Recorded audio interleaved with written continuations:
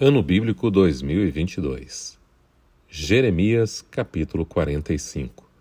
No quarto ano do reinado de Jeoaquim, filho de Josias, rei de Judá, depois que Baruque, filho de Nerias, escreveu num rolo as palavras ditadas por Jeremias, este lhe disse: Assim diz o Senhor, o Deus de Israel, a você, Baruque.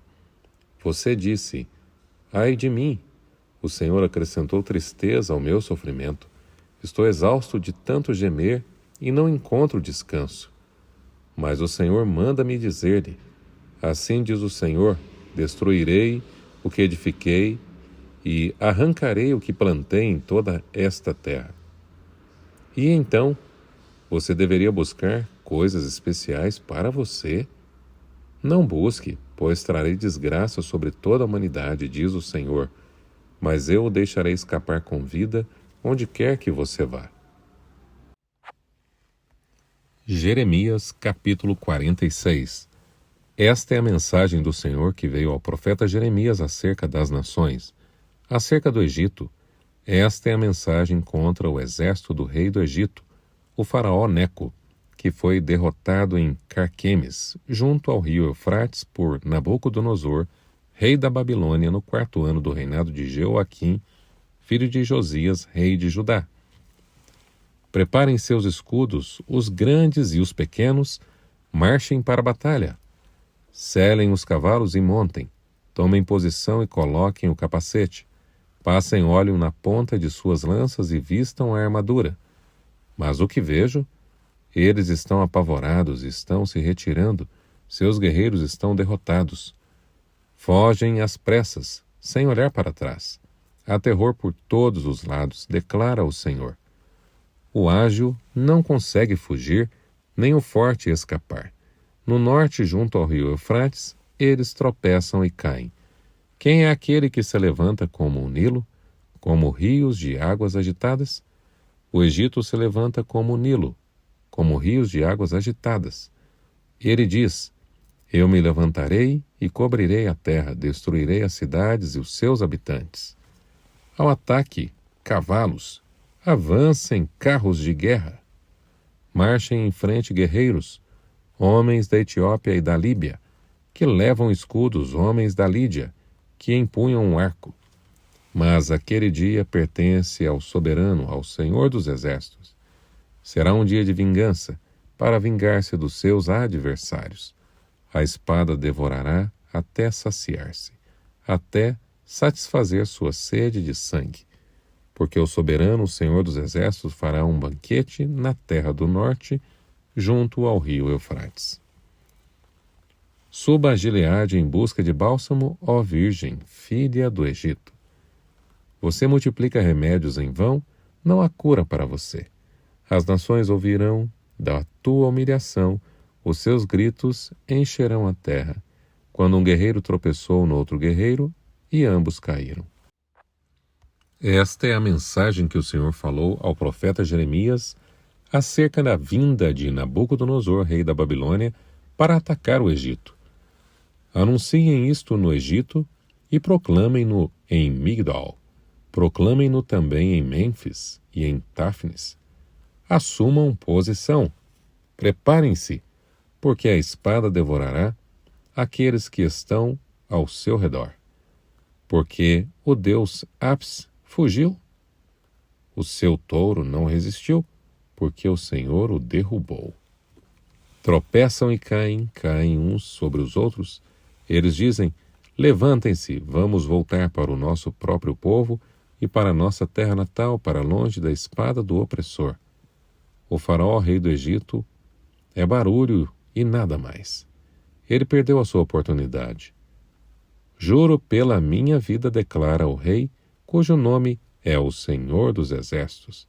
Ele virá como o tambor entre os montes, como o Carmelo junto ao mar. Arrumem a bagagem para o exílio, vocês que vivem no Egito. Depois, Mênfis será arrasada, ficará desolada e desabitada. O Egito é uma linda novilha, mas do norte a ataca uma mutuca. Os mercenários em suas fileiras são como bezerros gordos. Eles também darão meia volta e juntos fugirão. Não defenderão suas posições, pois o dia da derrota deles está chegando, a hora de serem castigados. O Egito silvará como uma serpente em fuga à medida que o inimigo avança com grande força. Virão sobre ele com machados, como os homens que derrubam árvores. Eles derrubarão suas florestas, declara o Senhor, por mais densa que seja. São mais que os gafanhotos, são incontáveis. A cidade do Egito será envergonhada, será entregue nas mãos do povo do norte. O Senhor dos Exércitos, Deus de Israel, diz: castigarei Amon, Deus de Tebas, o Faraó, o Egito, seus deuses e seus reis, e também os que confiam no Faraó. Eu os entregarei nas mãos daqueles que desejam tirar-lhe a vida, nas mãos de Nabucodonosor, rei da Babilônia, e de seus oficiais. Mais tarde, porém, o Egito será habitado como em épocas passadas, declara o Senhor. Quanto a você, não tema, meu servo Jacó, não fique assustado, ó Israel, eu o salvarei de um lugar distante e os descendentes da terra do seu exílio. Jacó voltará e ficará em paz e em segurança, ninguém o inquietará. Não tema, meu servo Jacó, eu estou com você, declara o Senhor. Destruirei completamente todas as nações entre as quais eu o dispersei, mas a você não destruirei completamente. Eu o disciplinarei como você merece. Não serei severo demais. Jeremias, capítulo 47. Esta é a palavra do Senhor que veio ao profeta Jeremias acerca dos filisteus antes do ataque do faraó a Gaza. Assim diz o Senhor: vejam como as águas estão subindo do norte, elas se tornam uma torrente transbordante, inundarão esta terra e tudo que nela existe, as cidades e os seus habitantes, o povo clamará, gritarão todos os habitantes desta terra. Ao estrondo dos cacos dos seus cavalos galopando, ao barulho dos seus carros de guerra e ao estampido de suas rodas, os pais não voltarão para ajudar seus filhos, pois suas mãos estão fracas. Pois chegou o dia de destruir todos os filisteus e de eliminar todos os sobreviventes que poderiam ajudar Tiro e Sidom. O Senhor destruirá os filisteus, o remanescente da ilha de Caftor. Os habitantes de Gaza rasparam a cabeça, Ascalon está calada. Ó remanescente da planície, até quando você fará incisões no próprio corpo? Ah, espada do Senhor, quando você descansará? Volte à sua bainha, acalme-se e repouse. Mas como poderá ela descansar quando o Senhor lhe deu ordens? Quando ele lhe ordenou que ataque Ascalon e o litoral? Jeremias, capítulo 48. Acerca de Moabe, assim diz o Senhor dos Exércitos, Deus de Israel: ai de Nebo, pois ficou em ruínas. Quiriataim foi derrotada e capturada. A fortaleza foi derrotada e destroçada. Moabe não é mais louvada. Em Esbom tramam a sua ruína. Venham, vamos dar fim àquela nação. Você também ficará calada, ó Madmen, a espada a perseguirá. Ouça os gritos de Oronaim, devastação, grande destruição. Moabe está destruída, é o grito que se ouve até em Zoar. Eles sobem pelo caminho para Luíte, chorando amargamente enquanto seguem. Na estrada que desce a Oronaim, ouve-se gritos angustiados por causa da destruição. Fujam! Corram para salvar suas vidas. Tornem-se como um arbusto no deserto.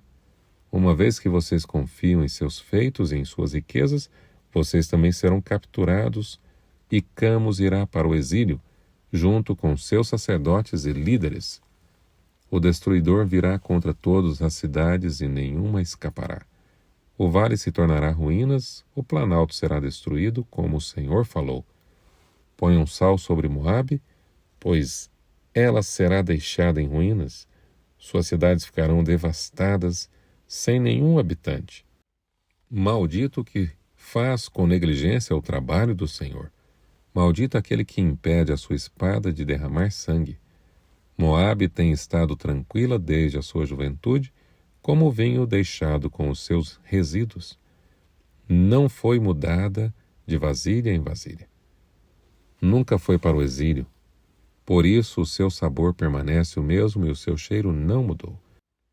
Portanto, certamente vêm os dias, declara o Senhor, quando enviarei decantadores que os decantarão, esvaziarão as suas jarras e as despedaçarão. Então Moabe se decepcionará com Camus, assim como Israel se decepcionou com Betel, em quem confiava. Como vocês podem dizer, somos guerreiros, somos homens de guerra. Moabe foi destruída e suas cidades serão invadidas. O melhor dos seus jovens desceu para a matança, declara o rei, cujo nome é o Senhor dos Exércitos. A derrota de Moabe está próxima e a sua desgraça vem rapidamente. Lamentem por ela todos os seus vizinhos, todos os que conhecem a sua fama, digam: como está quebrado o cajado poderoso, o cetro glorioso.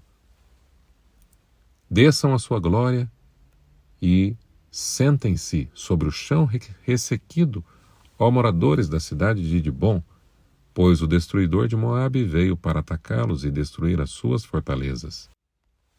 Fiquem juntos à estrada e vigiem vocês que vivem em Aroer. Perguntem ao homem que foge e à mulher que escapa. Perguntem a eles: o que aconteceu?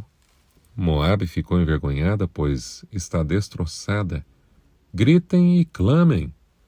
Anunciem junto ao Arnon que Moabe foi destruída. O julgamento chegou ao planalto, a Olom, Jazá e Mefaate, a Dibon, Nebo e Bet-Diblataim, a Queriataim, Bet-Gamul e Bet-Meon, a Queriote e Bosra, a todas as cidades de Moabe, distantes e próximas. O poder de Moabe foi eliminado, seu braço está quebrado, declara o Senhor. Embriaguem-na, pois ela desafiou o Senhor. Moabe se revolverá no seu vômito e será objeto de ridículo. Não foi Israel objeto de ridículo para você?